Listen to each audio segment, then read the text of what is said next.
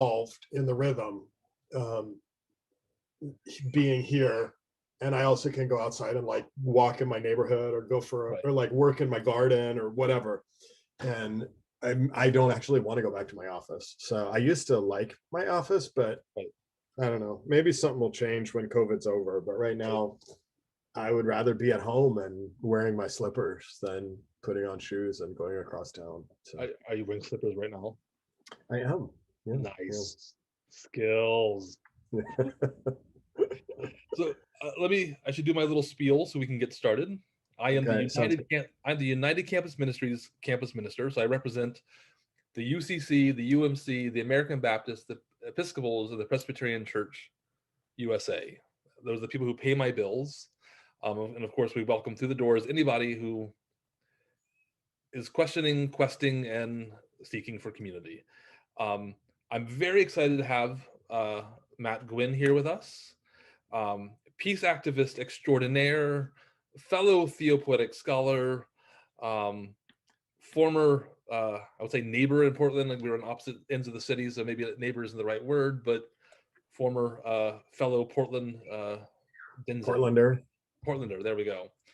I am very fascinated with your work around peacemaking, especially uh, after the summer of riots, and especially after the rhetoric we heard from a certain former president. I think that this is especially important in the context of La Crosse, Wisconsin. One of the colleges we serve, Viterbo, had a hate crime last night, 2 days in a row. A young African-American student had her car vandalized with the things that you should not be saying to another human being. So I am looking forward to having you tell us about your work and why it's important and what we can learn from it. And I know I'm kind of putting you on the spot with that introduction, but I'm going to kick it to you. Great. Sounds good. So I, since 2001, I've been on the staff of an organization that's called On Earth Peace.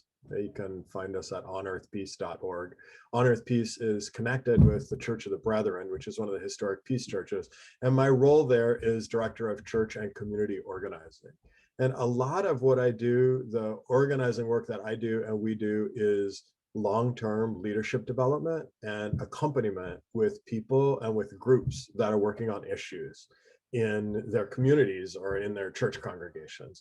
And so a lot of what I actually do day to day is leading trainings in nonviolent social change and working with people who are working on projects to institutionalize nonviolence in their community or address a problem. And so a big project in the last 6 months has been training a cohort of new Kingian nonviolence trainers. We work with and well, I'll say something about that first, and then I'll say more about Kingian nonviolence. So that cohort is 29 people that we're walking through what's turning out to be a year-long process. They're located in 8 countries and are preparing to be able to teach the core content of an approach that's called Kingian nonviolence. Kingian nonviolence is a major foundation for the work of On Earth Peace at this point. It is the philosophy and the methodology of nonviolent conflict reconciliation that comes out of the work of Dr. King, hence the name Kingian, but also Kingian nonviolence stands on a 2,000-year history, and especially on a 200 to 300-year history, intellectual, spiritual, contextual influences. So Kingian nonviolence builds on Gandhian nonviolence and brings it into the US context. And the Kingian nonviolence approach that we work with was codified or written down, brought together as a curriculum by 2 men who worked on the staff of the Southern Christian Leadership Conference, which was the name of Dr. King's organization, or worked closely with him personally, whose names are Bernard Lafayette Jr. and David Jensen. And so maybe I'll pause there and let you say something to me and take a breath. Okay, well, that's so you talk about how you go into churches and congregations to do this method with them. So if you were to walk into the Common Ground building, Common Ground Campus Ministry, what would the shape of your work look like? Like, how does the working with congregations, what does it look like to do on the ground peacemaking? Well, it's this back and forth between leadership development and learning skills and values that help us be change makers. And so, for example, in the Kingian nonviolence approach, Dr. King articulated 6 principles of nonviolence that start with, for example, principle number 1, nonviolence is a way of life for courageous people that utilizes our vital life force and our spiritual, creative, and intellectual capabilities to address the problems that we experience in our life and in our communities. And so, for example, at the beginning part of it is developing common language around what are we doing and where are we standing as we try to make a different world. And so if I'm working with a church congregation or a group of racial justice advocates from different congregations, part of what we do is get grounded in the frameworks of Kingian nonviolence. And then we try to use them. And so that, the first step of Kingian nonviolence, so there's 6 principles, which we refer to as the will of nonviolence, and there are 6 steps of a nonviolence initiative, which we refer to as the skill. And so the first step is information gathering. You see a problem, you see something that's coming at you or that you want to address in the community, but what is really happening there? What's the information that you can gather to build an analysis of what's happening? And so, for example, I am working with a district of churches on the East Coast right now that has about 60 churches in their geographic area. And some of them have been getting activated around racial justice, doing book groups, learning, and that's like a small group of the 60 churches have been working in partnership to try and move their members somewhere. And so they said to their district, hey, we're doing this thing, but we should all be doing this in our district. Like, can you take responsibility for leading us? And so now we're working with the district and we're starting with that information gathering step. And what we're asking them to do is to do research about all of their 60 congregations and find out where they stand on the racial justice spectrum. Right. Because if you're going to develop an action plan to move 60 congregations somewhere, you got to know where they are, right, so that you can develop relevant action steps. And if you just start with the kind of a simple, like, well, some people are going to like racial justice and some people are against racial justice or something, it doesn't help you really develop a plan. So we're using a tool that's called the spectrum of allies, or categories of opinion. And we're working with the people from that district to look at what each of their congregations are doing related to racial justice, to develop a snapshot of here's what's actually happening with our 60 congregations. And on that platform, then once you've like built your analysis, you can say, okay, so what do we need to do? Because we don't know, like, are there 20 of those 60 who are making statements that are publicly criticizing Black Lives Matter? Or are there a lot who are just quiet and they don't really know how to relate? Like, how do congregations that have different ethnic and racial composition, where do they fall on the spectrum of involvement related to racial justice? So that's the first step. Like, we get some common tools and language, and then we start to build an analysis of what's going on. So you talk about working with 60 churches, right? And my reference in my own head right now is going to very lovely UCC churches where nice white ladies tell me how liberal and progressive they are, and just the Justice Committee is doing a book study and it doesn't go past that. Like, when you walk into a congregation that wants to do something and they get as far as the book study and then they get stuck because they don't know what the next step is. Like, how do you work Yeah. with people to be like, we want to do the thing, but what is the thing we're supposed to do? Because Well, I see a lot of, exactly.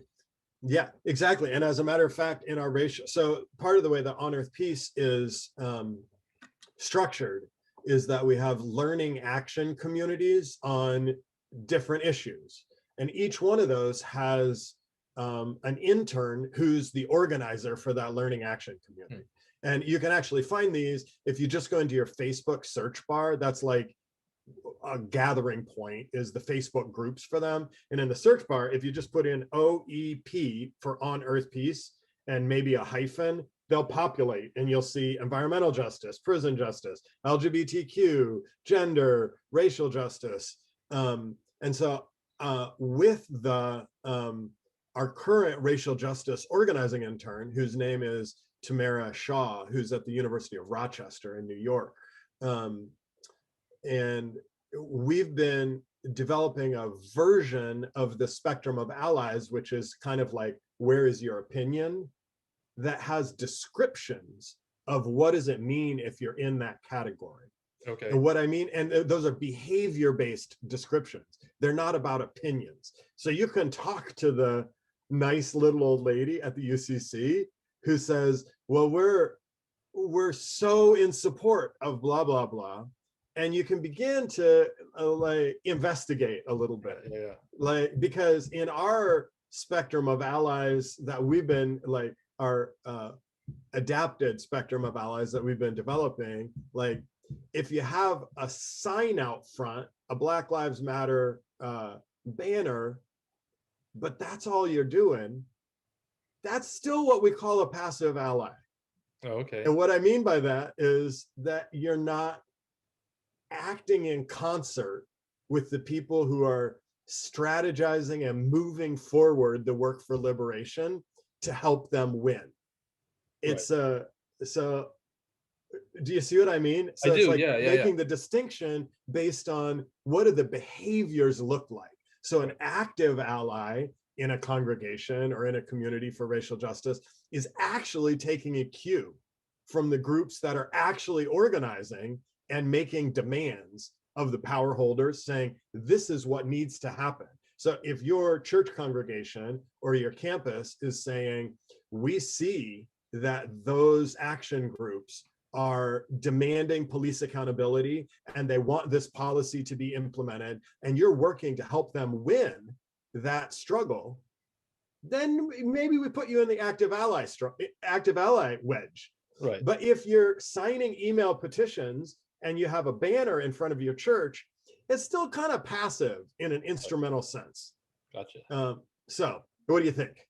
No, I agree. I mean, the two thoughts that come to my mind, first is myself, right? In that I am an introvert, and if you say let's go to a protest, I go, that sounds terrifying.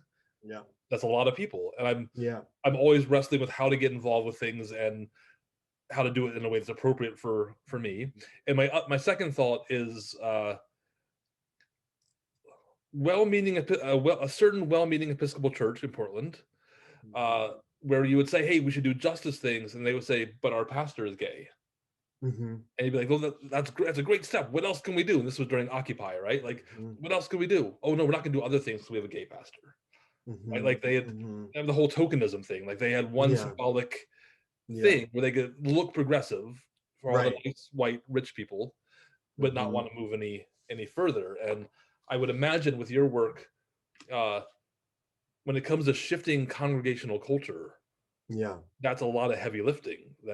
Right. And so two things that I want to follow up on. One is your question about the book group is like, so like, well, what about what's after the book group? Right. Like, that's exactly the question that Tamara and I have been asking, and like asking our people. And we're in the midst of a 6-week racial justice accountability cohort right now, which is like, that's basically the way we build it. Like, so you've done the book group, what's next?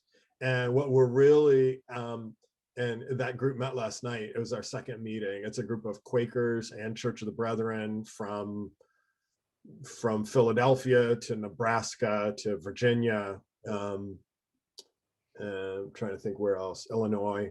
And we're really asking them to focus on policies and practices.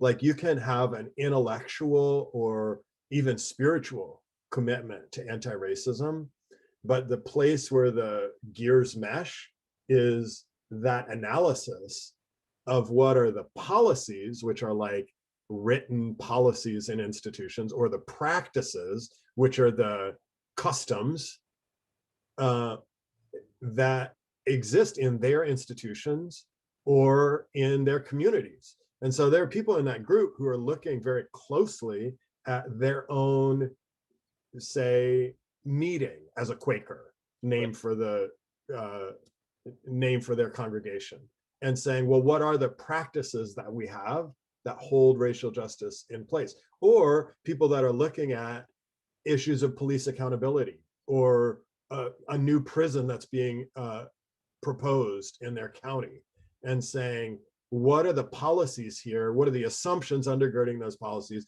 Who's working to challenge those policies? And how can I actually get in sync with those people in order to support actual struggle, and not just like conceptually being aligned? Because conceptually being aligned is still kind of being a passive ally. So, but I want to say one other thing. I want to pick up on what you said about, well, I'm an introvert, going to a protest sounds scary.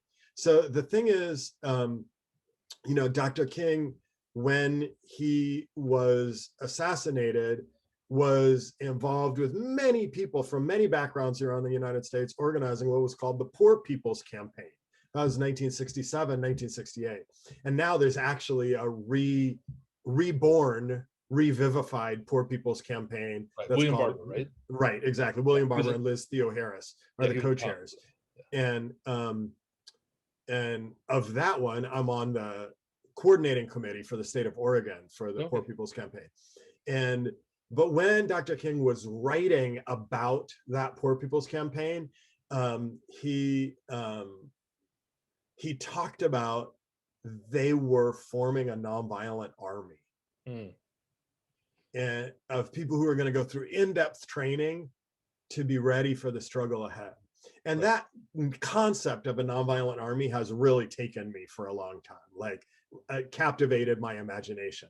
But as I brought it into my organization and talked to colleagues and comrades about it, one of the people said, well, so first of all, I'll get back to that in a second. The thing about a nonviolent army that's different than a military army is that a military army is young people using technology in a certain way. Like, it's able-bodied, young, fit people, and that's all that can be in it. In a nonviolent army, it's everyone from age 4 to age 94 who can be in the nonviolent army. And because there's so many things that are required to move social change forward, it's not just for the 23-year-old who can like go out from 10 p.m. to 2 a.m. and wreak havoc on the streets. Like, it's not just about, it's not about that. It is about developing strategies with opportunities for participation, opportunities for building bridges. And this is where one of my colleagues said to me, whose work was more focused on conflict transformation and like helping people and congregations handle their conflicts well. She said, well, I know that there's soldiers in the nonviolent army, but aren't there medics also? She said, like, in the work of social change, like, there's a role for healers in the nonviolent army too, isn't there? And I loved that thought. And so, like, Jason, think with me now, like, what are all the roles in the nonviolent army? Okay, so you got your soldiers, your medics. You need artists, and I mean, this is almost the theopoetic model I came up with in my thesis, right? Like, exactly. You need the four tables, right? The academic, the worshiping community, the mystic, and the poet.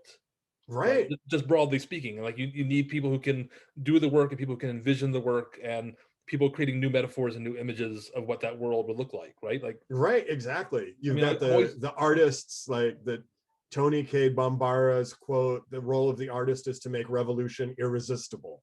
So you need those people who are attracting others into the movement, but you also need people who are thinking about strategy and like are able to have the space to think long thoughts and say, well, what about path A, B, or C? Which one of those is going to be more effective at this point, or strategically informed? So anyhow, keep going. Yeah, I'm thinking about Gutierrez right now with his whole idea of the of utopia, right? Like where it's the vision of the future that can never be, but it's always calling the vision, the present, to repentance. Right. Right. So we need people who are constantly putting the utopic in front of us. Like we need to hold on to this impossible possibility, as Caputo would say, right? Of utopia. Stringfellow would call it the apocalyptic, right? Like the end of the world that never will be, but the threat of it calls us to make the present different. Yes. And so you've got people who are bringing that in, the mystics who are deeply grounding it. It makes me think about, there's an organization called the Earth Quaker Action Team that grew in Philadelphia, that their initial campaign was focused on, so they were Quaker and Quaker connected people, and then as they grew, not only Quakers but the Friends of Quakers, and they said, well, how do we take responsibility, like what can we as Quakers do to take responsibility for really changing something in the world at this point? And they said, well, what are we responsible for? And so they looked at the history of financial institutions and other institutions in their area and discovered that a bank that had some Quaker connections early on, called PNC Bank now, was a major funder of mountaintop removal mining in Appalachia. And so they decided that they would take responsibility for going ahead and cleaning that up. They would stop PNC Bank from funding mountaintop removal mining is not just like you dig a hole and you go inside and get the coal out. They just blast the top of the mountain, gone. Right. It's just gone. And like cut the mountain down. And so it just obliterates the landscape. Right. And there's huge pollution realities and dangers associated with it. So they said, we're gonna take responsibility for that. We're going to organize and get PNC to stop. And it's an amazing story. It's a 5-year story of their struggle. Wow. But the thing that I thought of related to this, like mystics in the nonviolent army, it's a story that's so beautiful to me that it like makes me weep when I think about it, which is that they were having a day of action. The PNC Bank's headquarters that they were working on were in Pittsburgh. So PNC has a huge footprint in Pennsylvania, but the headquarters were in Pittsburgh. And they went and had action teams that were going into different PNC bank branches and sitting down to have Quaker worship as a form of civil disobedience. Wow. And while this was happening, they had like 8 or 10 or 13 different teams at different parts in the city, including children who were dressed as animals, who were sitting down in Quaker worship, representing the life that was being destroyed by what PNC Bank was doing. And while all of this was happening, they had one team of Quaker elders that was sitting in a central location in the city to hold the spiritual anchor for all of the activism that was happening around the city that day. Right. Oh, wow. And so it's like beautiful. The role of the mystic conjoined with the role of the strategist and the activist, and the role for the child who has like a deep affiliation with life and a desire to play. And doesn't that sound fun, to dress up like a fox and go into a bank? And so the spectacle of it.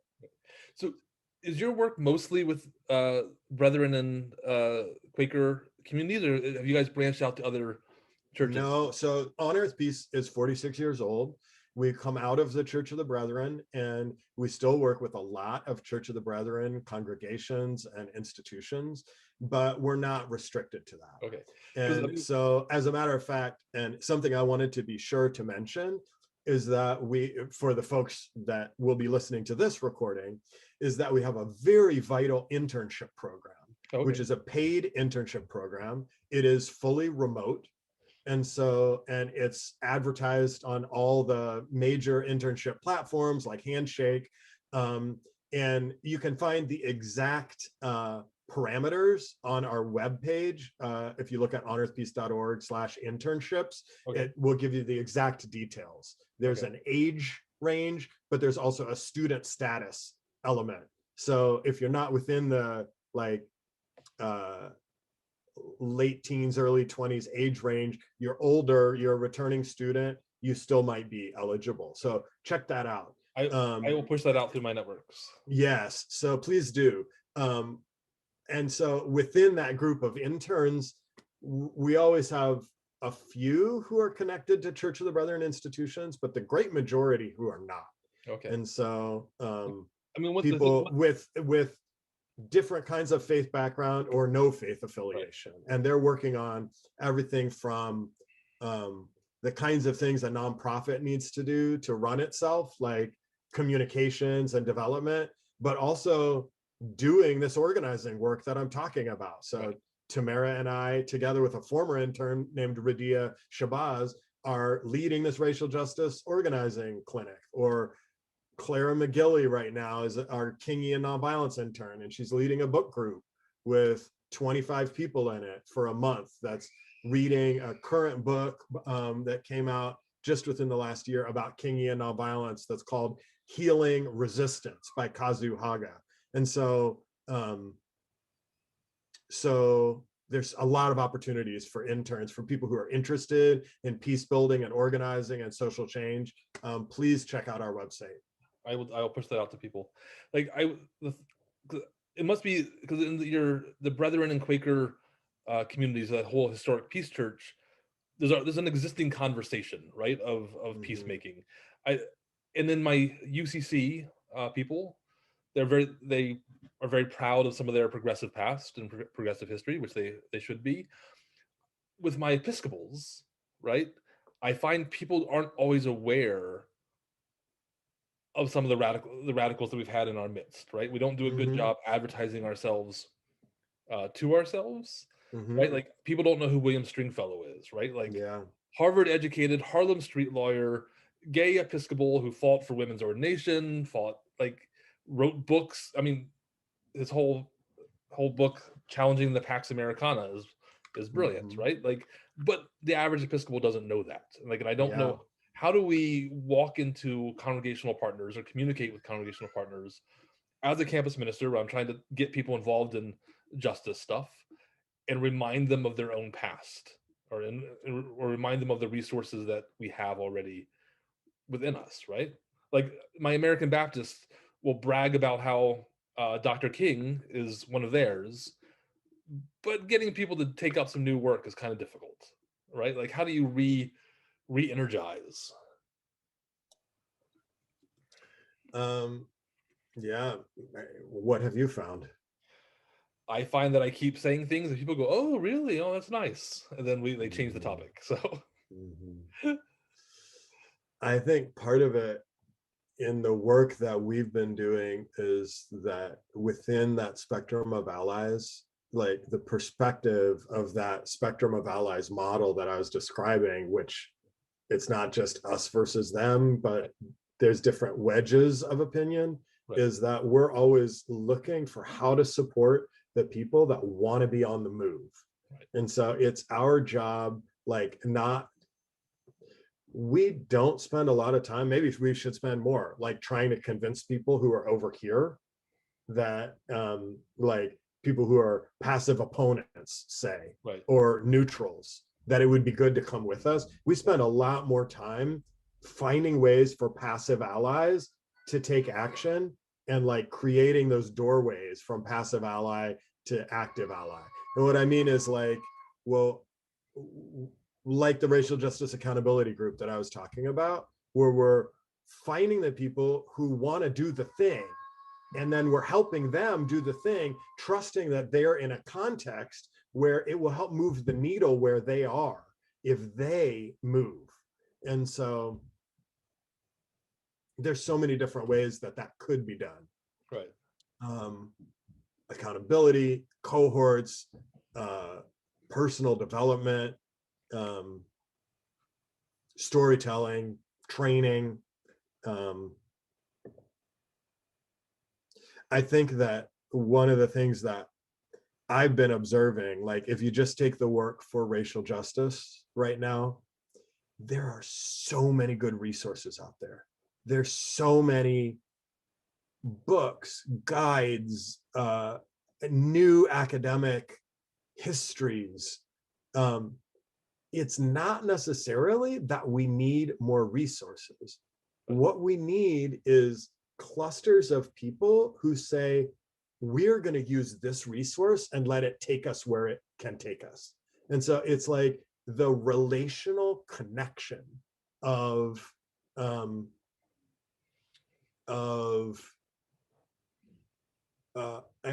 and commitment to stay in step with each other and go somewhere, not just like we had a resource, we did 7 Sundays, it's done. Right. So I feel like a lot of the role of organizers or people in roles like us, Jason, is like create a container that can hold people while they go somewhere together. And so we, like, you and I probably don't need to write many of the resources. We need to find the really great resources and bring people along to engage them and say, okay, well, what difference is that going to make? What are you going to do when you go home after this is over? So I'm gonna grumble for a second. The UCC website had a bunch of great resources. I was like, this is exciting. And I went back and they had redone the website and now I can't find anything. So you're right that resource access is always important.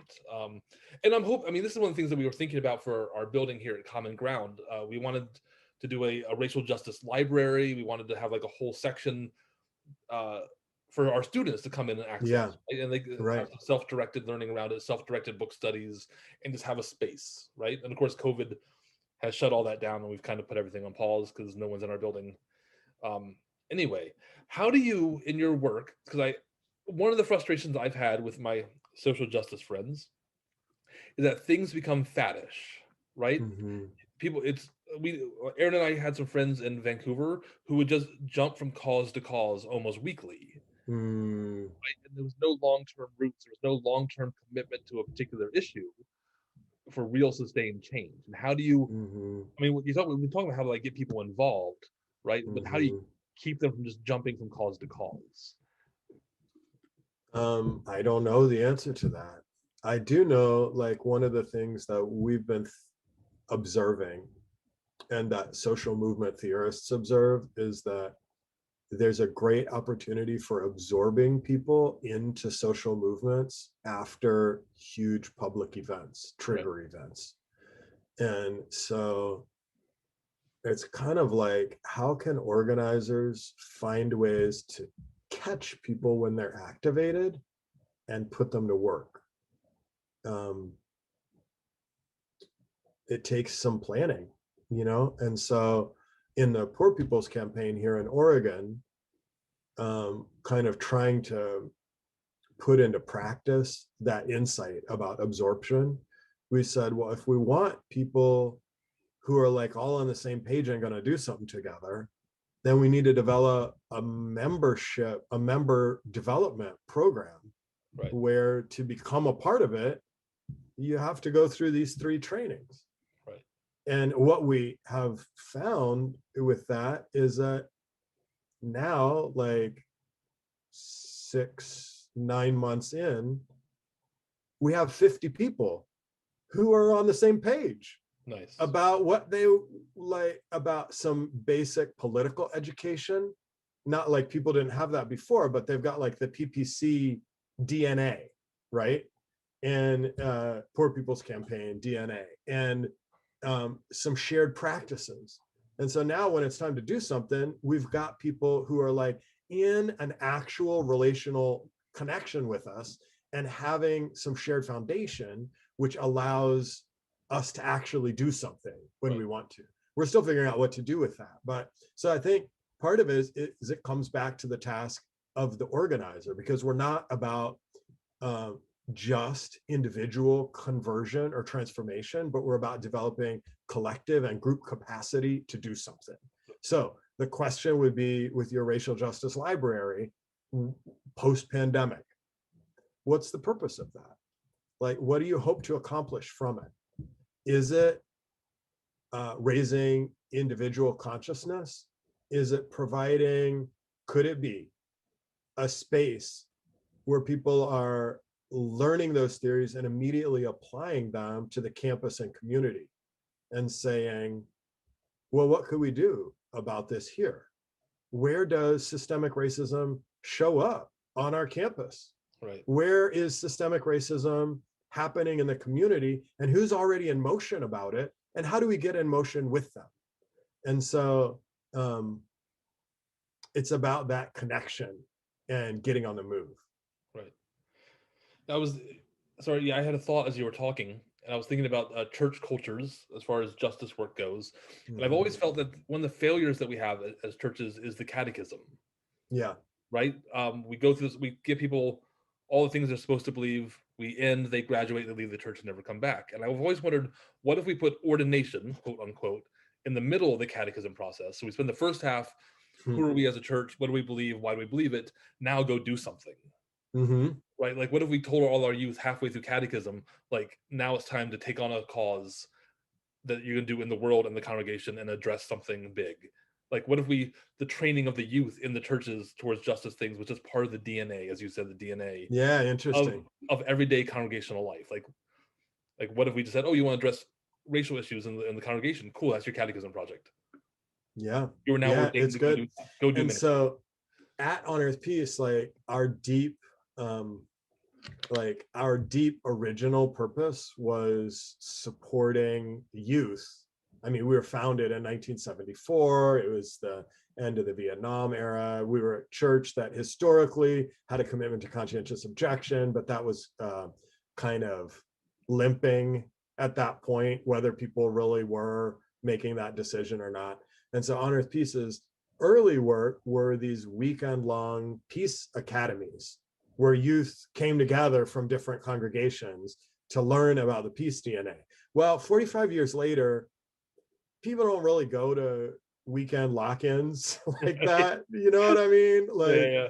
And a main way that Marie Benner Rhodes, our youth and young adult peacemaker formation director, is working on supporting youth right now is with a mini grant program, in which a group of youth that's not necessarily from a church, but they're a group of youth anywhere that want to do something, make a proposal to us for a way that they want to engage their community around peace or justice or violence issues. And then we provide funding for it, but also provide 3 webinars on topics that they choose, but that include Christian spirituality, anti-oppression, anti-racism, and Kingian nonviolence, like organizing skills.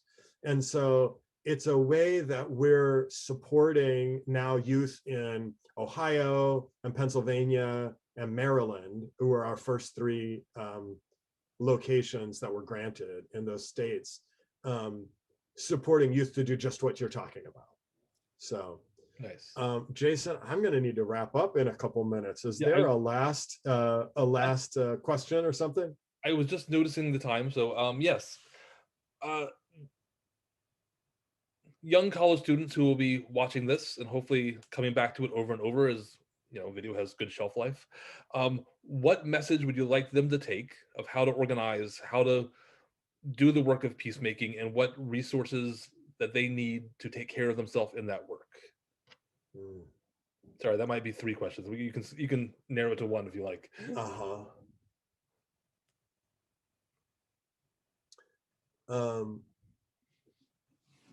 Well, one of them is one of my mentors, who's a woman named Betsy Rosh Gilman in the Twin Cities in Minnesota. Something she said once was, one of the things I've learned from a lifetime in the struggle is to cook with the recipes that have been handed down. And so what I want to say is, to anyone who's wanting to shake it up, to make a difference, to interrupt racism, there uh, there are ancestors and elders and a legacy, not just one, Right. but many people who've tried different things related to organizing, leadership development, and how we do this work. And so a part of the work is finding who your ancestors and elders are or will be, whether they're people in your own family background or people in the broader movement that you want to lay claim to, and learn from and live with them. So that's one of the things that I would say. The other thing that I want to say is that one of the things we talk about in Kingian nonviolence is that a core part of how nonviolence works, which nonviolence as we understand it is a creative, active engagement with problems, not just saying, I'm not going to hit people. So it's not like there's a bad thing over there, I'm going to hang back, I'm not going to do anything about it, but I'm not doing anything bad, so I'm nonviolent. When we talk about nonviolence, we talk about active, creative engagement. And there's a lot more to that. But a core part of how that works is that we use the aggression inside of us, and we help the people around us use our aggression to attack the conditions of the problem. Instead of what often happens is that we spend all of that amazing aggressive energy attacking people, talking about how stupid so-and-so is, how that individual who did that bad thing, which might be a bad thing, they need to be held accountable, but so we take the aggression and we use it in an organizing initiative to change the policies and practices, to change the conditions in which it is involved. So that means, like, if you're going to commit to changing conditions, to attacking systemic issues, it's more than just a protest or a march or a vigil. It's more than just saying, we're fired up, we're going to march on the administration building. Right. Then what? Like, how do you build in a plan of nonviolent escalation where you keep your eyes on the prize and keep directing yourself and all your people on the policies and practices that must change? And in the midst of that, articulating a hopeful, positive vision of the future that can welcome as many people as possible into helping you build the future that you're talking about. So connect with your ancestors and elders, direct your energy towards the systems, policies, and practices. And I think that's what I've got. Right. So thanks for this conversation, Jason. Yeah, I love that. Jonathan Larson, the opposite of war isn't peace, but creativity, right? From there we go. That's right. Exactly. Well, exactly. Thank you for being our Stringfellow speaker. That's all right. Well, thank you so much for the invitation, Jason. And people can find me online if you look at the On Earth Peace website, or look around. Jason will probably have my name in the description of this. If you Google me, you can find me. I'd love to hear from you if you watch this someday. I'll be editing it, and I will be putting in all the contact information and all the links and all the good stuff. So that sounds good. So, and we'd love to have some interns from the networks that you're a part of. So please spread the word. Yeah, I will put it out to all the people. Okay, great. Thanks a lot, Jason. Yeah, have a good one, man. Okay, thanks. Bye.